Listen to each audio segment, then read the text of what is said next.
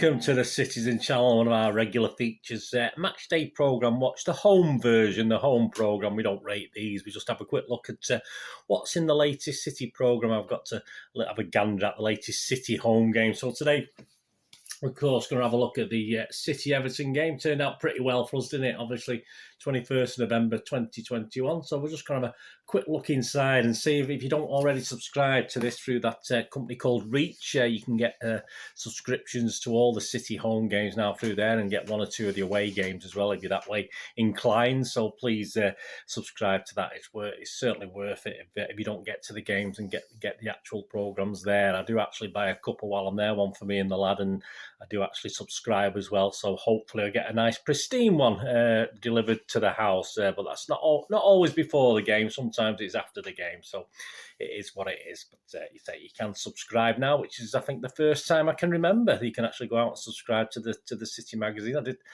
It probably wasn't even emails the last time I spoke to City about it. I was asking about, why can't you subscribe and stuff like this, but I don't think I got an answer. But anyway, I digress. That's the past, isn't it? Right, let's have a look at this programme. Yeah, it's the usual £3.50 for 84 pages, of course, with Mr. Walker there on the cover. Straight into the Pep stuff. Yeah, I'll just have a word on the contents page. I've never noticed before, but the contents page, which will be up there on screen now, it doesn't actually have all the contents in. A bit of an odd contents page. It's a selected contents page. So, I was the first time I really looked at it today, and obviously it's been a few weeks now, but that was interesting. That's a bit of a downer. If you don't have a contents page, put everything that's in it, certainly the articles-wise, I mean, obviously it just picks out certain ones. I mean, all right, I can understand things like City in the community and the sort of regulars perhaps not being mentioned, but I suppose Gary James is a regular, but you've got to put Gary James in the contents page. Surely, I don't think it's there. I might have missed it, but yeah, it doesn't include everything anyway. I've just checked that, so very unusual. Anyway, again, I've gone off again on a tangent answer. Yeah, Pep's little piece again. As I say, I want. If Pep's going to write in these things, I want a little bit more depth. I'm not going to keep banging on about it, but he's got some nice words for Benitez, of course, and the team, especially after the Derby victory, which he talks about, and praise for the fans. There you go. Even the fans get a nice little thing. I quote, "I love our fans. I love my players." There you go. So we love you too, Pep, as well. When you're not winding us up, that's for sure.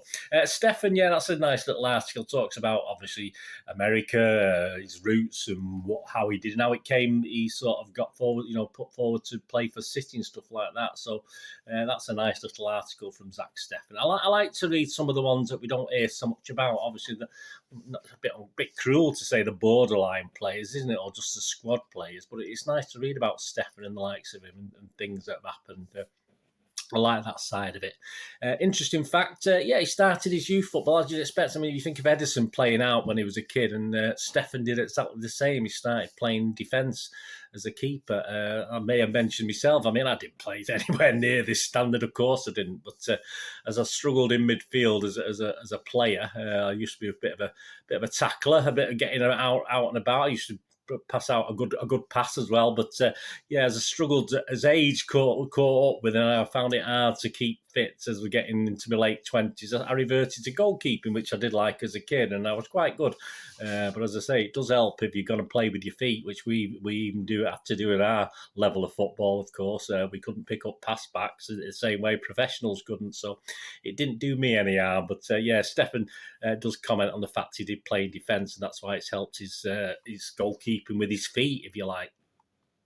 Kevin Cummins is in, of course. He talks about his photographing Frankie Goes to Hollywood, in a boxing club in Salford. They had hoped that there would be boxers in the club, but it was actually shut, so it was a bit disappointing, but he still got a good set of photos out of there. The head-to-head compares our wonderful Bernardo to Andros Townsend, so not bad comparisons. I'd say I quite like Townsend. I know he's done well. Obviously, game-wise, he's probably played almost double what Bernardo's played, but he's got some interesting stats in there. They were quite interesting.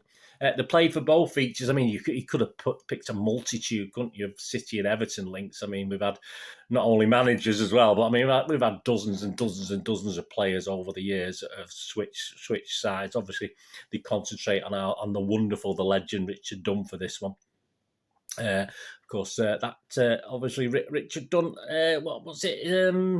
there's a great image actually in a minute of another centre half. I'm going to go on to that in a minute, but obviously, yeah, we all love a bit of Dunne, don't we? And he did looks very young for Everton there in that kit. I must admit, the blast from the past. Yeah, this is it. This is one of Richard Dunne's contemporaries. The great image going to be up on screen there. Obviously, a nervy 3-2 win at Goodison is covered from the 13-14 season, of course, that kept City on course for the title. And that kit, I mean, you can't quite see it on that image, but obviously, I always sort of recognise it as the John Players number 6 kit. I called it as I think that sort of stripe. I'll try and put an image on there if I can find one as well. So that was a great kit. But that's a blast from the past. So not too long ago, but I like it when it's the black and white and it's back in the 60s, 70s where you can't have it. It's still the past, isn't it? It's only 8 years ago as I'm doing this, but it's still the past. X has a look at Paul Power. Yeah, obviously my family I'm married into, my wife's ex-wife's family. Apparently he was a cousin. I don't know. It obviously didn't make me any sort of relation, of course, married into it. But yeah, he talks about, of course, we know his disappointment at losing the FA Cup final after that wonderful semi-final in '81. But of course, for Everton, he did go on to help them win a deserved league title. So it's good to see that he got something out of his career, which was fantastic. Great player, Paul Power. Guest quiz question here. I'll give you the answer at the end to this as well. So the City quiz. What was Everton's last major trophy and what year was it? So you've got to get, if you get half of it right, well done. But so when was Everton's last major trophy? So that's part of the City quiz. So just a little bit of fun for this. I'll give you the question before we finish this. Gary James, yeah, an interesting article. He looks back at the introduction of numbered shirts with examples throughout history, of course, and certainly in relation to the one with City and Everton back in the 1930s FA Cup final, where the squads were numbered 1 to 22, with City being numbered 12 to 22, and Everton being numbered 1 to 11. So he talks about various things with squad numbering. That's great, as normal, as you'd expect from Dr. Gary James, a wonderful article.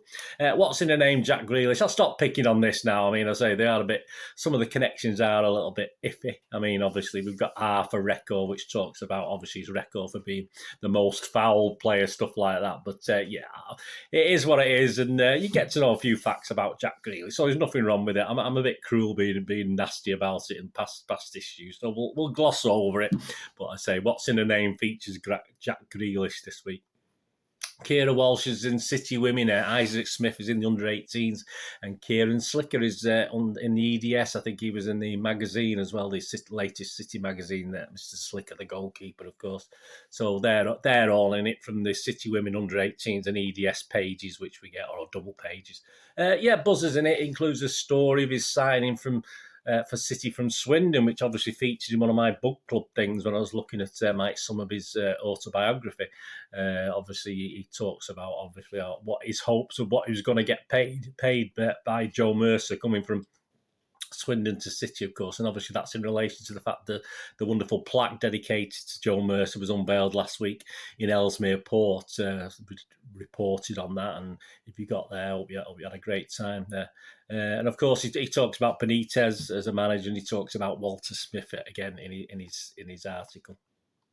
Famous last words. I have no interest whatsoever. I have no idea who it is, and you know me, I have had a bit of a dig. I'm not interested in what Everton fans, celebrity Everton fans and what they've done. I'm not that bothered about it, to be honest with you. So I didn't really look at it. I just looked at the name. I have no clue. If it had been someone perhaps I'd heard of as an Everton celebrity fan, perhaps I might have more interest. But hey, to me, it should be City fans. This is a City programme, home programme, not an Everton programme. So yeah, the famous last words is totally ignored this week, guys, even though I've honoured it by putting a picture up there. It's something I'm not interested in when it's not a City-related thing, to be honest with you. So there you go. Not the greatest. I mean, I think the last issue we did was I can't remember who it was now. The last home game we did, but that was a bit more. I think Brugge, was it Brugge? Could have been Brugge. That was a bit more interesting. This wasn't overly exciting. This one, to be honest with you. Although obviously I did like the Stefan piece, and of course Dr. Gary James as usual. and the Paul Power thing was okay as well. But yeah, a little bit light this issue, but it's okay. It's okay. Say just you can do better, City. That's all I'll say. And the guest question, of course, I'll give you the answer to that before we go. Just when was Everton's last trophy? And what was it? Of course, it's the FA Cup. I think they beat United, did they? I've not looked into that. I'm fairly sure they beat United. I think I've actually got a programme of it. I've actually got that programme from that. I don't know why. But sometimes I've got programmes and I can't remember who got me or why I got them. I probably got them from a United fan at the time and asked him to get us one or something like that. But so obviously they won the FA Cup in 1995. So that's the last time they won a major trophy. And the year they won it. So there you go. Did you get that right? Well done if you did. Anyway, thanks for watching, guys. Let me know your thoughts. As I say, it's okay. It took me probably about 10 minutes to flick through this one, to be honest with you. I wasn't, certainly 2 or 3 of the articles took my eye, but it's all right. 15 minutes to on the when I got home from the match, the Everton match. So let me know what you think anyway. As I say, it is what it is. As I say, I don't rate it, but obviously the City programmes, if I was rating them compared to the away programmes, wouldn't be very high up. But I won't be cruel. I won't tell you what it'd be. But they're not great. Apart from 2 or 3 articles every programme that really interests me. Quite a lot of filler in there as well, but it is what it is. Okay, yeah, I'm being a bit cruel. It's fine, and I'm waffling. So please, until the next time, whatever you do, please, whether you join me on here or perhaps you join me on the film and TV channel as well. Don't forget, have a look at that if you can, if you get a chance. Give us a thumbs up on there as well, guys. If you can just spend a couple of minutes listening to a film review or a drama review, give us a thumbs up, because I don't seem to get as many on the film and TV channel. Although I do get a lot of views for certain ones as well. So I mean, I do, there's certainly some of them I get more views than I do for these City ones. But just thumbs up to. They're not. I don't know. They might be the sort of people who watch that sort of thing. I'm not too sure, but if you can do that for me, that'd be great. Have a look on there. But whatever happens, if it's on there or back on here on the Citizen channel, until next time, I only ask one thing, don't I, guys? Please stay safe, Blues. Come on, City. Thanks for watching. Bye for now.